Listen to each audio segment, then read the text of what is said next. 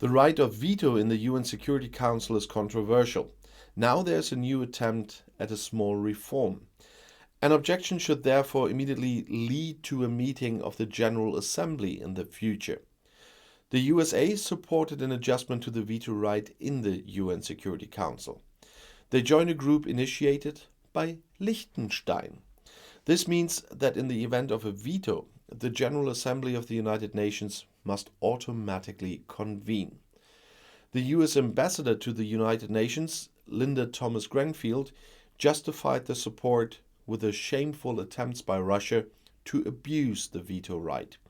There are always times when a permanent member of the Security Council will veto a resolution because they do not believe that it can advance peace and security.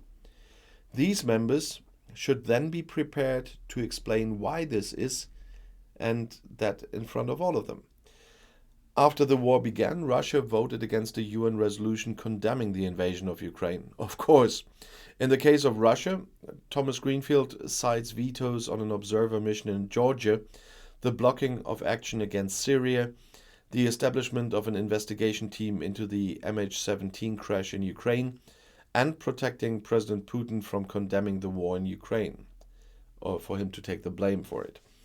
Under the statutes of the United Nations, the Security Council has 5 permanent members. That's China, Russia, the United States, France, and the United Kingdom.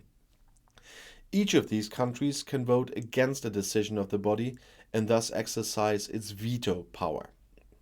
The submission is therefore deemed to have failed. Russia and the Soviet Union filed the most objections, followed by the United States.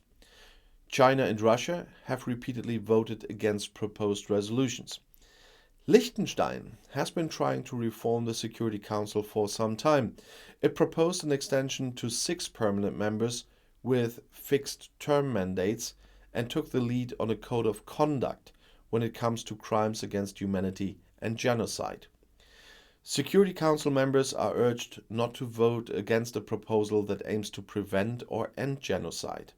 So far, 117 countries have signed this code, but not Russia, China, and the United States.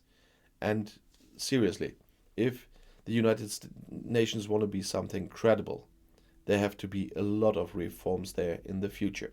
And I'll see you in my next video. Bis gleich.